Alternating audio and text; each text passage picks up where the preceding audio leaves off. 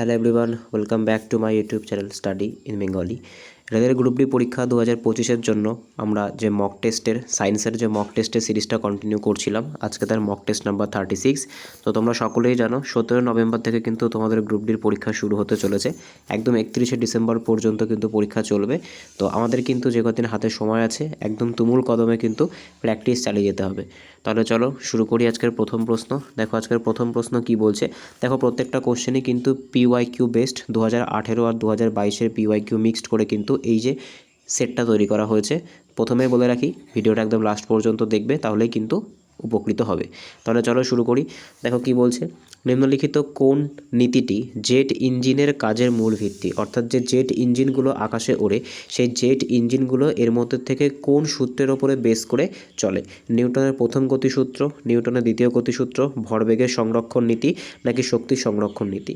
দেখো যে জেট ইঞ্জিনগুলো হয়, সেই জেট ইঞ্জিনগুলো কিন্তু মূলত যে ভরবেগের সংরক্ষণ নীতি বা যেটাকে আমরা কনজারভেশন অফ মোমেন্টাম বলে থাকি, তার ওপরে বেস করেই কিন্তু আকাশে ওড়ে। পরবর্তী প্রশ্ন দেখব, আজকে 2 নাম্বার কোশ্চেন কি বলেছে। কোনো বস্তুর গতিশক্তি কাইনেটিক এনার্জি যদি 4 গুণ বৃদ্ধি পায়, তাহলে তার ভরবেগ কত গুণ বৃদ্ধি পাবে? এটা কিন্তু একটা কোশ্চেন। আচ্ছা দেখো কি বলেছে, 2 গুণ পাবে, 2 গুণ বৃদ্ধি পাবে, 4 গুণ বৃদ্ধি পাবে, 16 গুণ বৃদ্ধি পাবে, নাকি অপরিবর্তিত থাকবে? তো এটা হচ্ছে আমাদের কোশ্চেন। তো দেখো সেক্ষেত্রে আমাদের যে সূত্রটা কাজে লাগাতে হয়, সেই সূত্রটাও কিন্তু এখানে দেওয়া আছে। সূত্রটা কিন্তু হচ্ছে এটা। আচ্ছা কি বলেছে দেখো কোশ্চেনটা বলেছে কোনো বস্তুর গতিশক্তি যদি 4 গুণ বৃদ্ধি পায়, ঠিক আছে, তাহলে তার ভরবেগ কত গুণ বৃদ্ধি পাবে? তো সঠিক অ্যান্সার কী হবে? তো এটা সঠিক অ্যান্সার কিন্তু হয়ে যাবে ভরবেগ কিন্তু তার 2 গুণ বৃদ্ধি পাবে। ঠিক আছে, পরবর্তী প্রশ্ন দেখব। দেখো কি বলেছে আজকে 3 নাম্বার কোশ্চেনটা, যে কোনো বস্তুর বেগ 10 মিটার পার সেকেন্ড থেকে 20 মিটার পার সেকেন্ডে বৃদ্ধি পেতে 5 সেকেন্ড সময় লাগলে এর ত্বরণের মান কত? আচ্ছা দেখো ত্বরণের মান বের করতে বলেছে, তো আমরা এই অঙ্কটা তো আগে অনেকবার করেছি। আমরা জানি যে আমাদের এক্ষেত্রে কোন সূত্রটা ব্যবহার করতে হয়, আমাদের কিন্তু v = u + at, এই যে সূত্রটা আছে এই সূত্রটা ব্যবহার করতে হয়।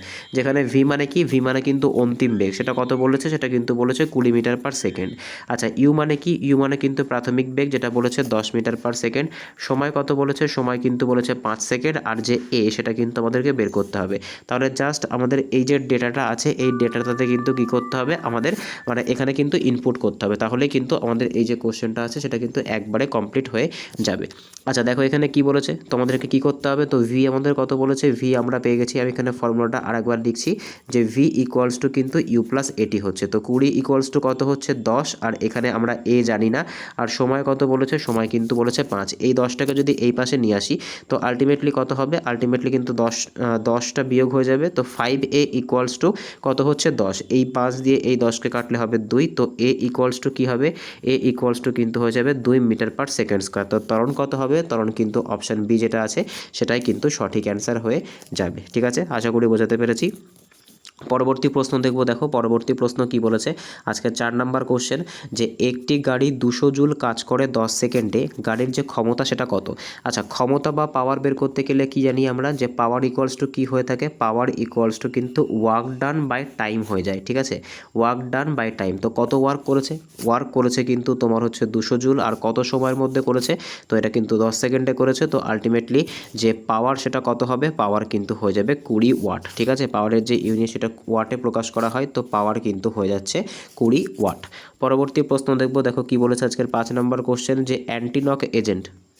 তো দেখো কি বলেছে পরবর্তী প্রশ্ন, যে অ্যান্টি নক এজেন্ট হিসেবে পেট্রোলের সাথে কোনটা মিশানো হয়ে থাকে? ঠিক আছে, তো নিম্নলিখিত কোনটা পেট্রোলের সাথে অ্যান্টি নকিং এজেন্ট হিসেবে ব্যবহার করা হয়? ইথাইল অ্যালকোহল ব্যবহার করা হয়, ক্লোরোফ্লোরোকার্বন ব্যবহার করা হয়, টেট্রা ইথাইল লেড ব্যবহার করা হয়, আর এখানে কিন্তু এলপিজি ব্যবহার করা হয়।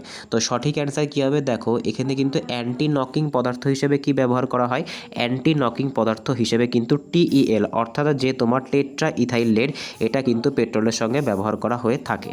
পরবর্তী প্রশ্ন দেখব। আজকে 6 নম্বর কোশ্চেন কি বলেছে, যে সাধারণ তাপমাত্রায় তরল অবস্থায় থাকা অধাতু কোনটা? ঠিক আছে, তো এক কথায় আমাদের বলতে চেয়েছে যে রুম টেম্পারেচারে তরল অধাতু কোনটা, তো সঠিক অ্যান্সার কিন্তু হয়ে যাবে ব্রোমিন। ঠিক আছে, পরবর্তী প্রশ্ন দেখব। আজকে 7 নম্বর কোশ্চেন কি বলেছে, যে লেড পেন্সিলে মূলত কি ব্যবহার করা হয়ে থাকে? ঠিক আছে, যে লেড পেন্সিলগুলো হয়ে থাকে, সেই লেড পেন্সিলে কি ব্যবহার করা হয়ে থাকে, তো সঠিক অ্যান্সার কিন্তু হয়ে যাবে লেড পেন্সিল বললেও সেখানে কিন্তু গ্রাফাইটই ইউজ করা হয়ে থাকে। পরবর্তী প্রশ্ন দেখব। আজকের 8 নম্বর কোশ্চেন কি কি বলেছে, কোনো মৌলের যোজ্যতা ইলেকট্রন বা ভ্যালেন্স ইলেকট্রন কিসের সংখ্যা নির্দিষ্ট করে। তো দেখো যে ভ্যালেন্স ইলেকট্রন থাকে তো সেটা কিসের সংখ্যা নির্দেশ করে, তো সঠিক অ্যান্সার হবে কি, সঠিক অ্যান্সার কিন্তু হয়ে যাবে যে সবথেকে বাইরে থাকা ইলেকট্রনের সংখ্যা। অর্থাৎ তোমার মনে করো এখানে যে একদম যে আউটার মোস্ট সেল আছে সেই আউটার মোস্ট সেলে কতগুলো ইলেকট্রন আছে সেটাই কিন্তু তার ভ্যালেন্স ইলেকট্রন আমরা বলে থাকি। পরবর্তী প্রশ্ন দেখবো আজকে 9 নাম্বার কোশ্চেন কি বলেছে দেখো, যে H2O বা জলের অণু, ঠিক আছে, এক্ষেত্রে এই যে অপশানগুলো আছে এইগুলোকে বাদ দেবে, এটা হয়ে যাবে কিন্তু H2O, ঠিক আছে। H2O অণুর আকৃতিগুলো কেমন হয়ে থাকে, বা জলের যে অণুগুলো হয়ে থাকে সেই জলের অণুর আকৃতিগুলো কেমন হয়ে থাকে, ঠিক আছে।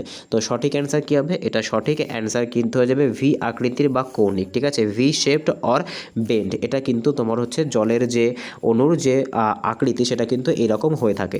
পরবর্তী প্রশ্ন দেখবো আজকে 10 নম্বর কোশ্চেন, যে সবথেকে হালকা গ্যাস কোনটা।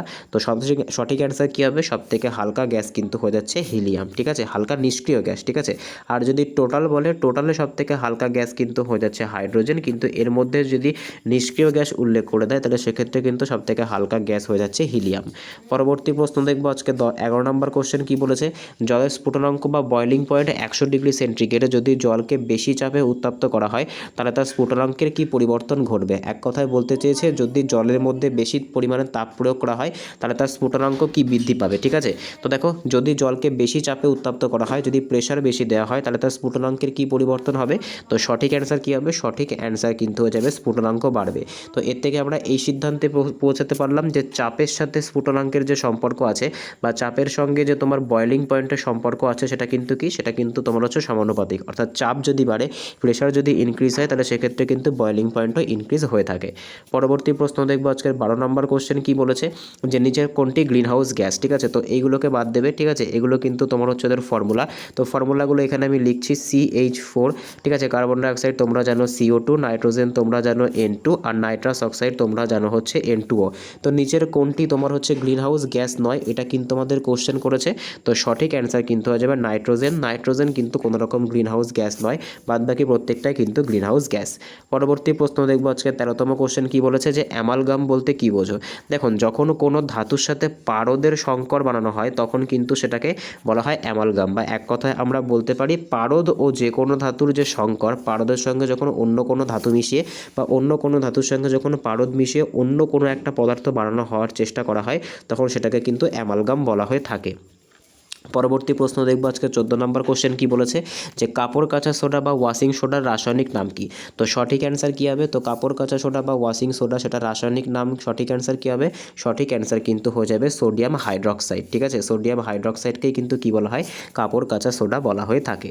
পরবর্তী প্রশ্ন দেখবো, দেখো কি বলেছে আজকের 15তম কোশ্চেন, যে কোনো রাসায়নিক বিক্রিয়ায় যে বস্তুটি ইলেকট্রন হারায় তাকে কি বলে। মানে কোনো একটা রাসায়নিক বিক্রিয়া চলছে সেখানে যদি ইলেকট্রনকে হারানো হয় তো সেটাকে কি বলে, তো সেটাকে কিন্তু বিজারক বা রিডিউসিং এজেন্ট বলা হয়ে থাকে। আর যদি ইলেকট্রন গ্রহণ করে তাহলে তাকে কি বলা হয়, তাহলে কিন্তু সেটাকে জারক বা অক্সিডাইজিং এজেন্ট বলা হয়ে থাকে।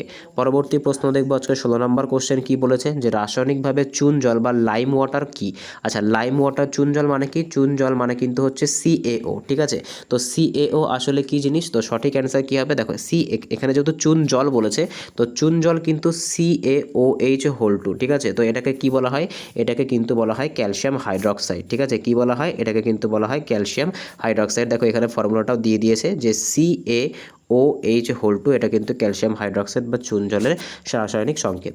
পরবর্তী প্রশ্ন দেখবো আজকে 17তম কোশ্চেন কি বলেছে, যে নিউক্লিয়াসের বাইরে ডিএনএ কোথায় পাওয়া যায়, ঠিক আছে। তো নিউক্লিয়াস ছাড়াও ডিএনএ আর একটা কোথায় পাওয়া যায়, তো সঠিক অ্যান্সার কিন্তু হয়ে যাবে মাইটোকন্ড্রিয়ার মধ্যে কিন্তু ডিএনএ পাওয়া যায়। পরবর্তী প্রশ্ন দেখবো আজকের 18তম কোশ্চেন কি বলেছে, যে কোন উদ্ভিদ হরমোনটি গ্যাসীয় অবস্থায় থাকে এবং ফল পাকানোর জন্য ব্যবহার করা হয়। তো সঠিক অ্যান্সার কী হবে, সঠিক অ্যান্সার কিন্তু হয়ে যাবে ইথিলিন। পরবর্তী প্রশ্ন দেখবো আজকের 19তম কোশ্চেন, যে মানব রক্তে পিএইচের স্বাভাবিক মান কত। তো সঠিক অ্যান্সার কিন্তু হয়ে যাবে 7.35 থেকে 7.45, অর্থাৎ এটা কেমন, এটা কিন্তু তোমার হচ্ছে ক্ষারীয় প্রকৃতির, ঠিক আছে। রক্ত কিন্তু একটা তরল ক্ষারীয় যোগ কলা। পরবর্তী প্রশ্ন দেখবো আজকের 20তম কোশ্চেন কি বলেছে, যে মানুষের শরীরের কোন অংশ, মানুষের চোখের কোন অংশ প্রতিবিম্ব, মানুষের শরীরের কোন অংশে প্রতিবিম্ব গঠিত হয়। কর্নিয়াতে হয়, লেন্সে হয়, রেটিনাতে হয় নাকি আইরিসে হয়। তো সঠিক অ্যান্সার কী হবে, তো এটা সঠিক অ্যান্সার কিন্তু হয়ে যাবে মানুষের শরীরে যে প্রতিবিম্ব সেটা কিন্তু তার রেটিনাতে তৈরি হয়ে থাকে। আচ্ছা, রেটিনার মধ্যে কতগুলো কোষ থাকে? রেটিনার মধ্যে কিন্তু দুই টাইপ অফ কোষ থাকে, একটাকে বলা হয় রড সেল আর একটাকে কিন্তু বলা হয় কোন সেল। রড সেলের কাজ কি? এটা কিন্তু যে ডিম লাইট হয়, অর্থাৎ যেখানে অল্প আলো হয় সেই অল্প আলোতে দেখতে কিন্তু সাহায্য করে। আর কোন সেল কিন্তু তোমার হচ্ছে ব্রাইটনেস বা কালার অ্যাক্টিভিটির সাথে সম্পর্কযুক্ত। পরবর্তী প্রশ্ন দেখবো, দেখো কি বলেছে আজকের 21তম কোশ্চেন, যে নিম্নলিখিতগুলির মধ্যে কোনটি জলবাহিত রোগ বা ওয়াটারবোর্ন ডিজিজ? তো এর মধ্যে কোনটা জলবাহিত রোগ? তো সঠিক অ্যান্সার কিন্তু হয়ে যাবে কলেরা। আচ্ছা, কলেরার যে ভাইরাস তার নাম কি? কলেরার যে ব্যাকটেরিয়া তার নাম কি? তার নাম কিন্তু হচ্ছে ভিব্রিও কলেরি। ঠিক আছে, কি নাম? Vibrio colliery. তোমরা চাইলে এগুলোকে নোট ডাউন করতে পারো। আচ্ছা, ডেঙ্গু রোগের বাহক কোন মশা হয়? ডেঙ্গু রোগের বাহক কিন্তু হয়ে যায় এডিস মশা। আচ্ছা, ইনফ্লুয়েঞ্জা কি? ইনফ্লুয়েঞ্জা কিন্তু তোমার একটা ভাইরাস ঘটিত রোগ। ম্যালেরিয়া রোগ কার থেকে ছড়ায়? ম্যালেরিয়া কিন্তু যে স্ত্রী অ্যানোফিলিস যে মশাগুলো হয়ে থাকে, ঠিক আছে, স্ত্রী অ্যানোফিলিস যে মশা হয় সেই স্ত্রী অ্যানোফিলিস মশা কিন্তু ম্যালেরিয়া রোগ ছড়িয়ে থাকে। আর ম্যালেরিয়া রোগ কিন্তু একটা প্রোটোজোয়া ঘটিত রোগ। ঠিক আছে, এটা কিন্তু মনে রাখবে যে ম্যালেরিয়া কিন্তু একটা হচ্ছে প্রোটোজোয়া ঘটিত রোগ।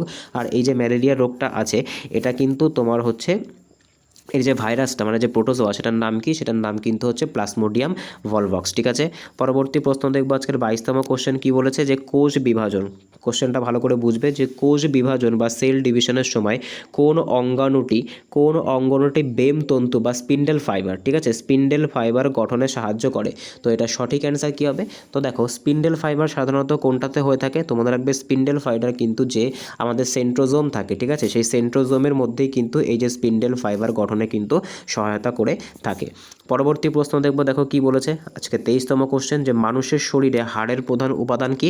তো সঠিক অ্যান্সার কি হবে? সঠিক অ্যান্সার কিন্তু হয়ে যাবে ক্যালসিয়াম ফসফেট। ঠিক আছে, ক্যালসিয়াম ফসফেট কিন্তু মানুষের হাড়, এখানে কিন্তু দুটো জিনিস হতে পারে, হাড় ও দাঁত, দুটোরই কিন্তু প্রধান যে উপাদান সেটা কিন্তু ক্যালসিয়াম ফসফেট থেকে তৈরি করা হয়। পরবর্তী প্রশ্ন দেখবো আজকে 24তম কোশ্চেন কি বলেছে, দেখো মিসলেনিয়াস, যে কোনো একটি বস্তুর ওজনের মান পৃথিবীর কেন্দ্রে থেকে, মানে পৃথিবীর কেন্দ্র থেকে, এখানে একটু কোশ্চেনটা পড়তে হবে, মনে হচ্ছে কোথাও ভুল আছে। একটি বস্তুর ওজনের মান পৃথিবীর কেন্দ্রের থেকে কেন্দ্রে কত? তো দেখো, এক্ষেত্রে কিন্তু এক কথায় বলতে গেলে কেন্দ্রে কত।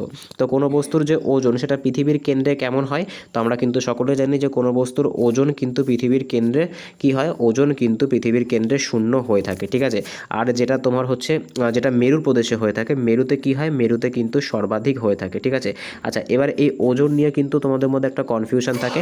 দেখো, ওজন মানে কিন্তু ভর নয়, অর্থাৎ আমরা দাঁড়িপাল্লায় যেটা মাপি সেটাকে কিন্তু আমরা কি বলি? সেটাকে কিন্তু আমরা বলে থাকি ভর। ঠিক আছে, আর ওজন বের করতে গেলে কি করতে হয়? ভরের সঙ্গে যদি আমরা অভিকর্ষজ ত্বরণ, যেটা কিন্তু 9.81, সেটাকে যদি গুণ করে দিই তাহলে কিন্তু আমরা ওয়েট পেয়ে যাই। এই কারণের জন্য ওয়েট ইকুয়ালস টু কী হয়? ওয়েট ইকুয়ালস টু কিন্তু mg হয়ে থাকে, যেখানে m ফর কি? যেখানে m ফর কিন্তু হচ্ছে মাস, আর তার সাথে কিন্তু যে গ্র্যাভিটেশন আছে যেটা 9.81 সেটাকে কিন্তু গুণ করতে হয়। ঠিক আছে, ধরো মনে করো কারোর ওজন হচ্ছে মনে করো লেখা আছে কারোর ভর হয়তো 10 কিলো আছে। ঠিক আছে, ভর হচ্ছে 10 কিলো, তাহলে তার ওজন কত? তার ওয়েট বের করতে গেলে কিন্তু কী করতে হবে? এর সঙ্গে কিন্তু 9.81 গুণ করতে হবে। তো যদি গুণ করো তাহলে এখানে কত হচ্ছে? এখানে মনে করো তোমার হচ্ছে 100, এটা দিয়ে এটাকে কাটো, তো আলটিমেটলি তার যেটা ওজন হয়ে দাঁড়াচ্ছে সেটা কত হচ্ছে? সেটা কিন্তু হচ্ছে 9.8। ঠিক আছে, 9.8 যে তোমার হচ্ছে কেজি, সেটা কিন্তু তার ওজন হয়ে, সরি নিউটন। ঠিক আছে, ওজনের যে ইউনিট, ঠিক আছে, ওজনের যে ইউনিট সেটা কিন্তু নিউটনে প্রকাশ করা হয়। ঠিক আছে, পরবর্তী প্রশ্ন দেখবো আজকের 25তম কোশ্চেন কি বলেছে, যে শব্দের বেগ বা ভেলোসিটি অফ সাউন্ড নিম্নলিখিত কোনটির ওপর নির্ভরশীল হয় না? উষ্ণতার ওপরে, আর্দ্রতার ওপরে, চাপের ওপরে, নাকি ঘনত্বের ওপরে? দেখো, শব্দের যে বেগ থাকে বা ভেলোসিটি থাকে সেটা কিন্তু যে চাপ থাকে বা প্রেশার তার ওপরে কিন্তু কোনো রকমভাবে নির্ভর করে না। ঠিক আছে, প্রেশারের ওপরে কিন্তু নির্ভর করে না, উষ্ণতার ওপরেও কিন্তু নির্ভর করে, আর্দ্রতার ওপরেও কিন্তু নির্ভর করে, আর যে ঘনত্ব এর ওপরেও কিন্তু নির্ভর করে, কিন্তু যে প্রেশার থাকে সেই প্রেশারের ওপরে কিন্তু নির্ভর করে না। তো দেখো, আমাদের কিন্তু একটা সায়েন্সের ওপরে বেস করে কিন্তু 400টা ফিজিক্সের কোশ্চেনের, তারপরে কিন্তু 400টা কেমিস্ট্রির কোশ্চেনের, আর কিন্তু 400টা যে বায়োলজি কোশ্চেন আছে তার কিন্তু একটা তোমাদের 400টা কোশ্চেনের কিন্তু একটা সাজেস্টিভ যে নোটস বলতে পারো সেই নোটস কিন্তু বানিয়ে দেওয়া হয়েছে। তো যারা যারা নিতে ইচ্ছুক, তো দেখবে ডেসক্রিপশনে কিন্তু টেলিগ্রাম চ্যানেলের লিঙ্ক দেওয়া আছে, তো সেখানে যাবে, সেখানে কিন্তু পুরো ডিটেলসে তোমরা দেখতে পাবে। তো তোমরা যদি কেউ বাই করতে চাও তো অবশ্যই কিন্তু তোমরা টেলিগ্রামে জয়েন হয়ে ওখানে মেসেজটা তোমরা দেখতে পাবে, ওটা পিন করা আছে। তো ওখান থেকে কিন্তু তোমরা কন্ট্যাক্ট করে নিতে পারো। তার সঙ্গে কিন্তু আমাদের 300টা টপ মানে 2025-এর একদম জানুয়ারি থেকে শুরু করে কিন্তু সেপ্টেম্বর মাস পর্যন্ত যে টপ কারেন্ট অ্যাফেয়ার্স, সেই 300টা কারেন্ট অ্যাফেয়ার্স কিন্তু শর্ট আউট করে সেগুলোকে কিন্তু একটা নোটসের মধ্যে করে দেয় তোমাদেরকে হচ্ছে। তো সেটার যে প্রাইস রাখা হয়েছে সেটা যদি তোমরা দেখতে চাও তো তোমরা অবশ্যই যে টেলিগ্রাম গ্রুপ আছে টেলিগ্রাম গ্রুপে জয়েন হয়ে যাবে, সেখানে কিন্তু তোমরা আপডেটটা পেয়ে যাবে। তোমাদের যদি কারোর প্রয়োজন হয় ওখান থেকে কিন্তু তোমরা কন্ট্যাক্ট করে নিতে পারো। তাহলে চলো দেখা হচ্ছে পরের ভিডিওতে, বাই।